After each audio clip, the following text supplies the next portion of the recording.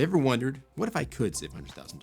What would I do with it? So you did it. You developed the discipline to keep your credit in check, and you used some advanced credit techniques to not just get your credit scored high, but also to save on expenses that you would have already incurred. But you even saved on some of your wants as well. You saved an emergency fund that can get you through tough times, enabling you to be a confident saver, an investor, and financial operator in general. Someone who can take calculated risks, and if they pay off, your wealth will skyrocket. If they don't do well, you have money in the bank to take on other challenges and other tasks. And not only that, you mastered advanced saving techniques, things like certificates of deposit, to help get yourself on the other side of a debt spiral.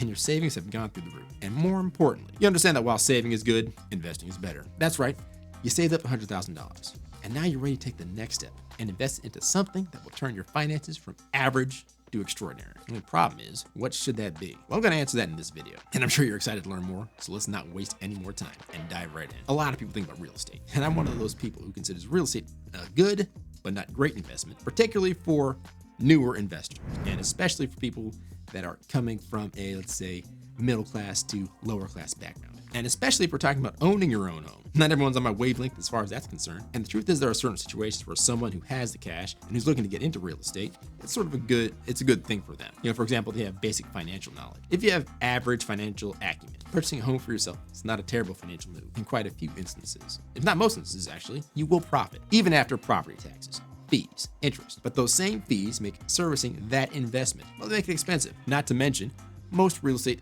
is relatively expensive in and of itself, and thus making it a high barrier to entry to get into that investment. And also, to keep your investment going, you need to maintain those payments. In many ways, it sort of forms good investing habits, but at the same time, it is a barrier to entry that a lot of people won't be able to clear. Not to mention that most everywhere in the country, you'll not find halfway decent real estate that costs less than $100,000, unless you really get into a depressed area, and that area is depressed for a reason. That reason is no one wants to live there. And if no one wants to live there, you might have found one of the few places in the US where real estate doesn't make sense. So that means that if you only have $100,000 saved up, you only have part of the cash that you need for that investment. And then you have to take out a mortgage. In other words, you issue a bond to a bank or mortgage servicer.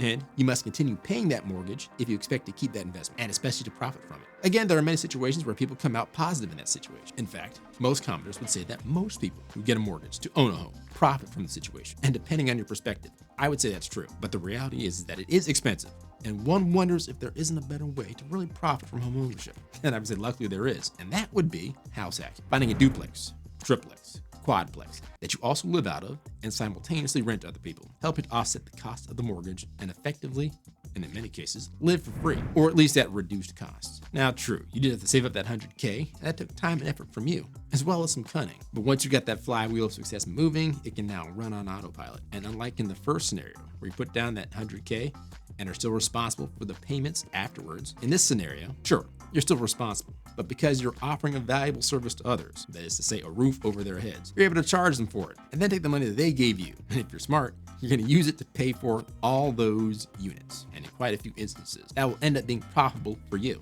And then, of course, there's true multifamily real estate. And the honest truth is $100,000 is not enough to really get you into a high quality, cash flowing multifamily property in many parts of the country. It is enough, however, to invest with someone else or a group of investors. Anybody who's looking to do the very same and get the very same investment as you, either as a passive investor who just hands over the cash and lets someone else do the legwork, or as a lead investor who puts skin in the game, but really is putting in elbow grease to show other investors he is serious about the property he is building, rehabbing, etc. And then, of course, there are Reits. And honestly, Reits are quite profitable, particularly if you get into the right one. Now, the right REIT can beat the S&P 500 over certain timescales. And if you're looking to truly be passive without the risks of getting directly involved in a real estate deal, this is probably the way to go for you if you save at that $100K and are looking to grow. So that's real estate. And depending on your personality, your available time, and your risk tolerance, that $100K can easily be put to good use. But there are other options out there. I'm talking about stocks. There are really 3 levels to owning stocks. There's your basic financial stock ownership, there's advanced finance, and then there's extremely advanced stock ownership. What differentiates the 3 of those? Well, with basic finance, you're treating your stock ownership more or less as a savings vehicle. What am I talking about? I'm talking about investing in an S&P 500 index fund or another large, broad-based index fund that captures the entire market of a particular economy, sector, etc. So that's your basic finance when owning stocks. Then there's advanced finance, that is taking the risk to come up with a strategy to own stocks. There are multiple strategies out there for owning stocks, multiple philosophies for owning stocks. It can be varied as the philosophy from Warren Buffett, who is a value investor, to day trading, which is a much, let's say, much more complex, much more time intensive, and a much kind of riskier technique to owning stocks. But that's advanced finance. And then there's extremely advanced finance, where the capability to profit is really ratcheted up. And we're talking about leveraged finance. That's a whole other topic for a whole other video. But in that scenario, if you've really done the preparation and you've really done the work, you could really skyrocket your wealth creation. Again, separate topic, separate video. Be sure to like and subscribe. Another option, if you have the 100K saved up, is a business startup. And again, there are different ways for different folks to execute on this. Franchising is a very popular one. And I have to say, here on the YouTubes, franchising has not been talked about as much when it comes to wealth generation as maybe it could be, or maybe it should be. And that's probably something that we should explore in future videos. Not necessarily this one, but that's an option for you if you have 100K and you want to invest it in a business that powers your future. There's also finding a profitable website. Websites, blogs, etc. They're still very profitable, particularly if they come from an e-commerce niche. So Amazon obviously owns the most profitable e-commerce website out there. But in reality, you only own 50% of the market. If you could find or create a website that has a solid product offering, a legitimate marketing budget, talk about that a little bit more in a minute, and already solid logistics, you now have an asset that has a legitimate prospect to grow exponentially. And I talked about having a solid marketing budget. There are some folks who are coming up with ways to enable individuals to take money that they have earned and sponsor an ad campaign. Now imagine you don't have the website yourself and you don't have the time or interest to pursue that sort of thing yourself, but you do have the cash to help somebody else pursue their website. There are exchanges out there. There are programs, platforms out there that are beginning to enable individuals to help to pay for ad campaigns for a share of the profits. More on that in a future video. So again, be sure to like and subscribe with all post notifications turned on. But we know what we could do with the money. I think sometimes what's overlooked is what we shouldn't do with that kind of money.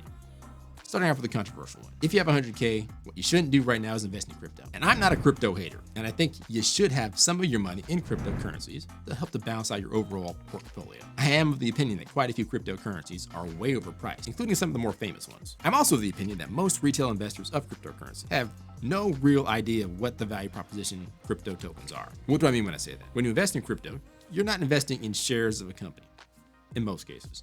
They don't represent ownership of a commodity of some kind. Again, most cases. They're not backed by the economic output of a country. Once again, most cases. There are caveats to all those examples, and that really is a great topic for another video. So what exactly is it that you're getting into when you get one of these coins? Can you answer that confidently? Now, if so, put it in the comments down below. But unless you're looking to get into some kind of high-frequency crypto trading strategy, then you're probably just better off picking up some of the big name coins when their prices drop, or doing some kind of dollar cost averaging strategy where you consistently buy crypto at a fixed amount, no matter what it's doing, and until you hit a level that you're comfortable with. But the thing you definitely don't want to do if you have 100K is to simply sit on it. You don't want to bury any of your money in the backyard or stuff it into your mattress. And here's the key point. If you had the fortitude to save up that kind of cash and not a pro athlete, a hedge fund millionaire, you just didn't hit the $1 billion lottery, then you had to put in work and discipline and engage in advanced strategies to get that kind of cash. So you're also aware that just putting your money into a savings account means that over time you will be losing money thanks to everyone's favorite economic phenomenon. So don't be that dude. At the very least, continue to engage in the strategies that got you that kind of cash. Things like CD and bond ladders, money market accounts, etc. And continue to do those things until you do the research to find the investment that really works for you and your risk tolerance, your investment horizon, and your personality type. Hopefully this video gave you some ideas, and if so, hit that like button and turn on post notifications, as we'll be dropping more gems like this in the near future. And speaking of CD ladders, take a look at the video on the screen to get a bit more insight into them. And remember that a goal without a plan is a wish. A goal with a plan and no action is a wish list. I'm Derek West. This is Finance Squared. I'll catch you in the next one, guys. Peace.